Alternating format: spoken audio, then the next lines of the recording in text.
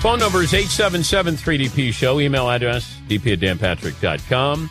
You can watch Dan Plesac on the MLB Tonight Show. It airs 7 days a week.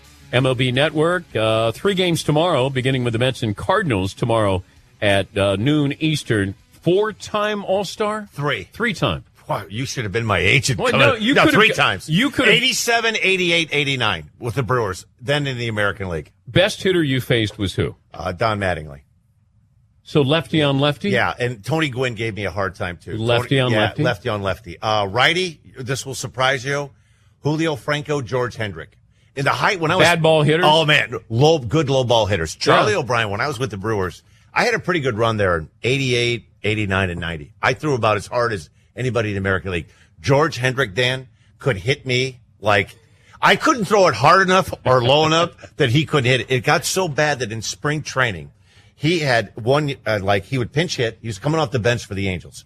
And I knew he was there lurking, like when I would come into a game and be like, oh, no, where's George? Are you on the bench looking for George Hendrick? Yeah. And so this is a true story. In spring training, this is when the Angels had their spring training in Palm Springs. Yeah. So they would go, and the Padres would be in Yuma. So all the teams in Mesa, Tempe, would go to Yuma, and they would go to Palm Springs for 7 days. So you'd play the Angels, you'd play the Padres. So we have a Sunday game in Palm Springs, and Chuck Krim is pitching the 8th. It's like 5-1.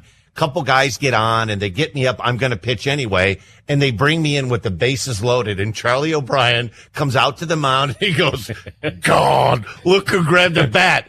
George Hendrick in his spring training game, Dan. I am not kidding you. So I go ball 1, ball 2, ball 3. The score now, it's 4-3. And I'm like, I don't care if I walk in these runs. The guy at third's not my run anyway. And it's in spring training, right? So I don't care. It's not your ERA. Right. So I go like slider. And I'm like, he can't. I throw a 3-0 fastball, grand slam off the batter's eye. Up in spring training. Oh, Did you ever talk to him about how he owned you? Yes. And it's funny you said it. My last year playing with the Phillies in the interleague, we played the Rays, and he was the first base coach for the Rays. And I get traded over to the Phillies in 2002 in interleague. And I'm getting into the weight room at the Trop, and who walks in? George Hendrick, right? I'm like, man, this is a bad dream. So I walked up to him. I was like, George, Dan, please. He goes, yeah, I know who you are. He goes, I love you. I used to hit you like a rented mule. How'd you do against Bonds? Wow, you're getting all the ammo. First time I ever faced Bonds. I thought the best hitter, the best player I ever saw was Don Mattingly, but I was biased. 86 to 92, I was in the American League. Never saw the NL. There was no interleague. Yeah. So all I heard when I signed with the Cubs as a free agent, what a great hitter. This Barry Bonds is better than anybody in baseball. And I remember thinking, I want to see it to believe it, right? I had never faced Barry Bonds. First time I faced him in Candlestick, bomb. Took me deep. Paulie, do you have Bonds' stats against Plesac? Yeah. Bonds in his career against you was 7 for 18. He had 389 with 2 home runs, but that is topped by Tony Gwynn, who hit 727 against you in his career. 727. Dad, this is what you do. You build guys up to tear them down. That's an airplane, 727. Yeah. Wait. When the batting average is an airplane, that's not good. It's bad. Now I know why you were a 3-time All-Star, not a 4-time All-Star. Thank you. Exactly. You gave me a little bit too much credit. Oh, my God. Did somebody hit 747 against this dude? Wally Joyner hit. He hit well, too, off me, and he was another lefty. Why is it lefties owned you? You know what I had a hard time? I was a different kind of lefty. I was like Al Leiter. My ball cut away from lefties and into righties. So they could extend? Exactly. A guy that would take a fastball and drive it to left field, with the exception of Bonds, those guys gave me trouble. Lefties that tried to pull, I could throw the slider or the fastball away. I had a tough time with guys like Joyner, Tony Gwynn. Lefty. Yeah, so I had a tough time with those guys.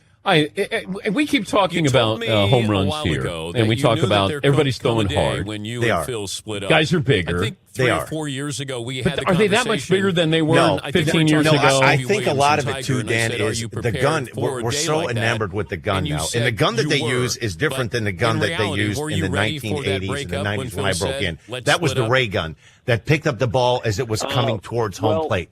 The gun that they use now is this jug speed gun that picks up the ball right out of the pitcher's hand. So you're going to get higher gun readings. Dan, listen, I've been around the game for a long time, and I go and watch spring training. We do this great thing, 30 teams in 30 days, and I get great access. And I get to stand there at Yankees next to Larry Rothschild and watch their guys throw.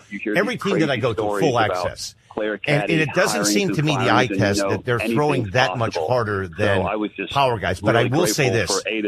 Gone from the game are the sinker slider guys. The guy, the Dan Quisenberry types. If you don't throw 95 plus, you're not going to get a look anymore. So are there more guys throwing hard? Yes, because they've eliminated a guy that could sink it, cut it, and run it. But I think what we call you're going to laugh at this, but I'm a firm believer. We have a whole game field of called dead brain heavers, guys that just grab it, they muscle it up, and they throw it as hard as I can. And I think that's why there's a lot of strikeouts and there's a lot of walks. You're looking for power, you're looking for velocity, but what's getting lost is control. But in the era that we're playing in right now, Dan. So you don't think there's anything suspicious? I'll say this. If you were pitching right now and you're seeing guys hit 475 feet home runs, and we're on pace for 6,000 home runs. What's more alarming to me, I've never seen more opposite field home runs in my life than I've seen this year. And I mean, listen, I played in most of these ballparks, so I know how hard it is to hit a ball out of Anaheim at night.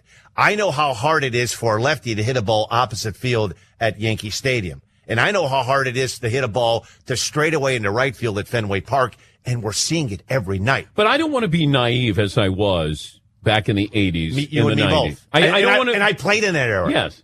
I don't want to accuse. I want to enjoy Aaron Judge. Right. Or Giancarlo Stanton. Right. But I don't want to be naive as I once was.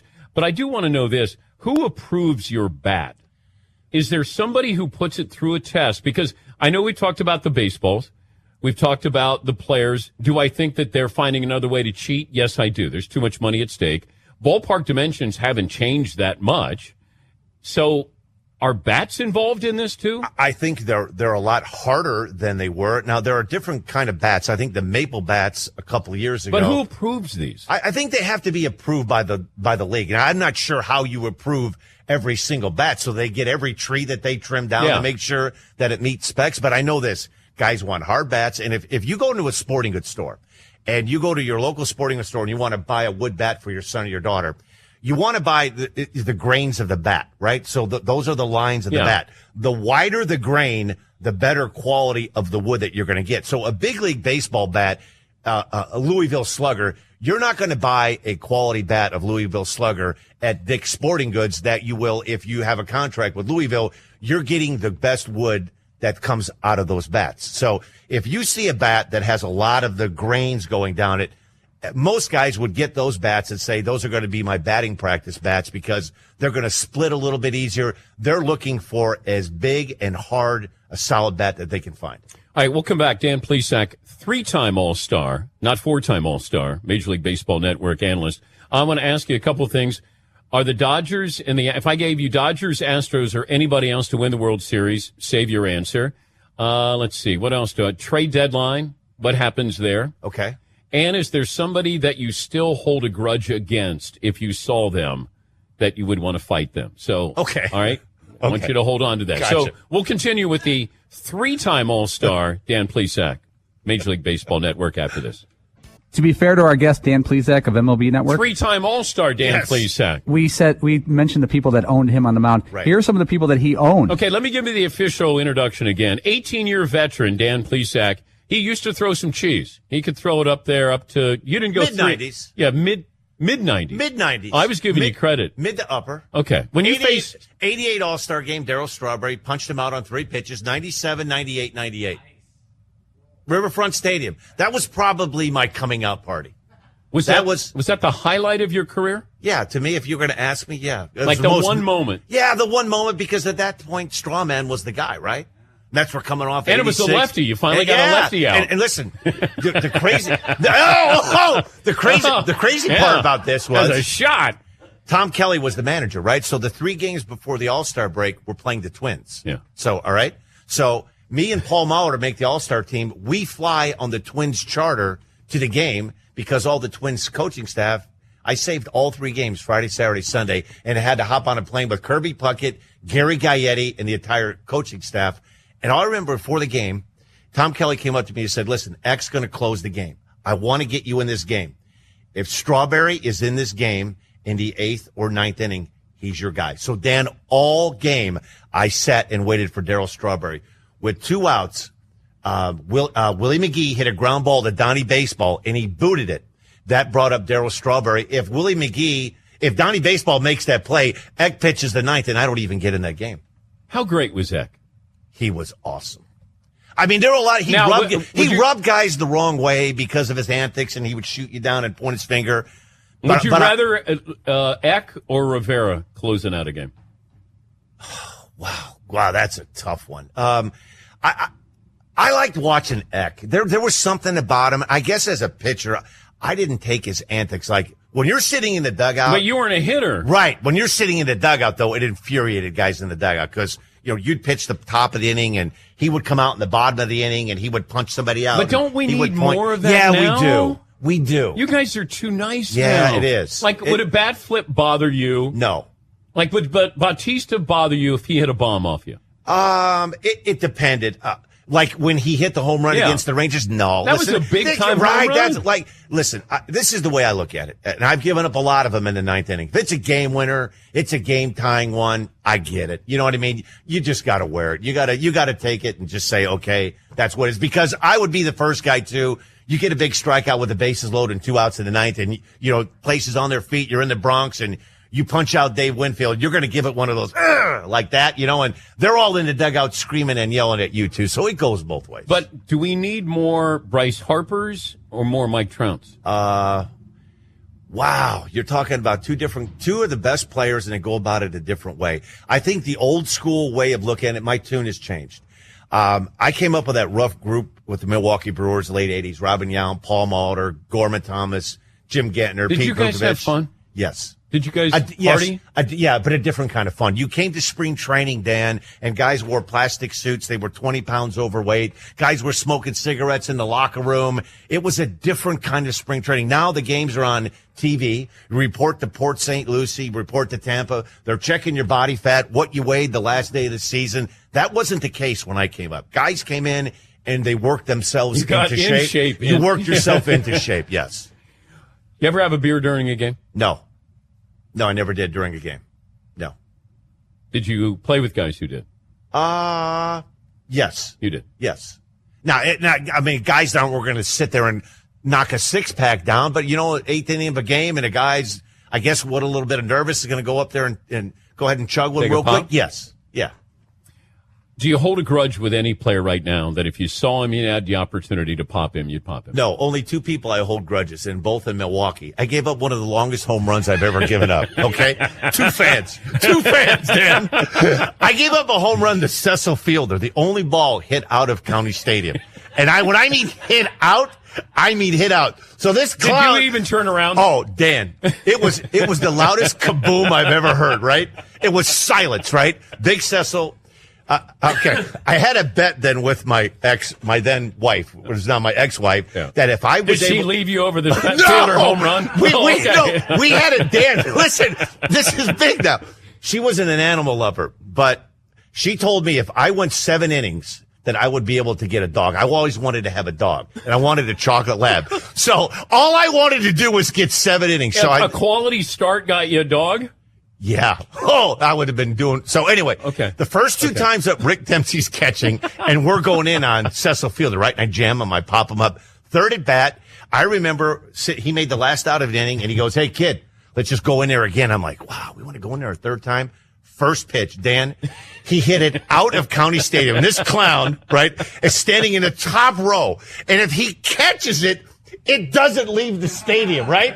I mean, this guy stands up like this. I like that you're blaming this guy. Oh, you gave it up. Yeah, I gave it up. If he catches it, it's not that big of a deal. And the other guy,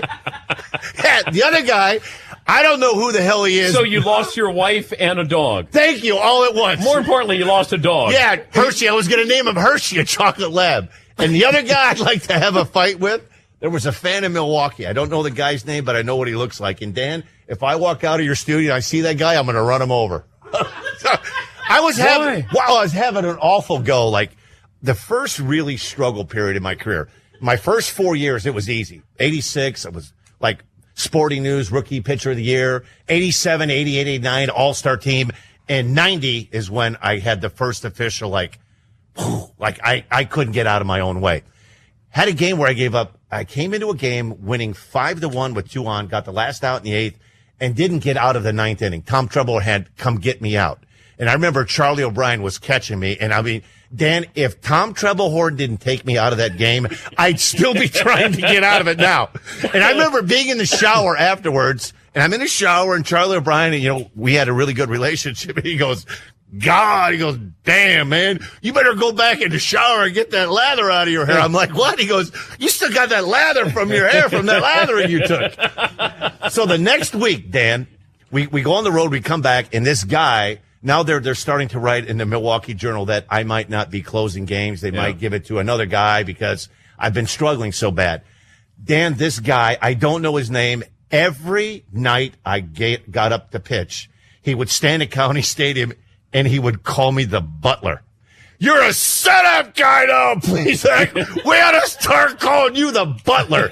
And then I warmed up for the next 3 years, and I wanted to beat that guy's ass. Every night I warmed up, he'd go, hey, I know you hear me. You're the butler.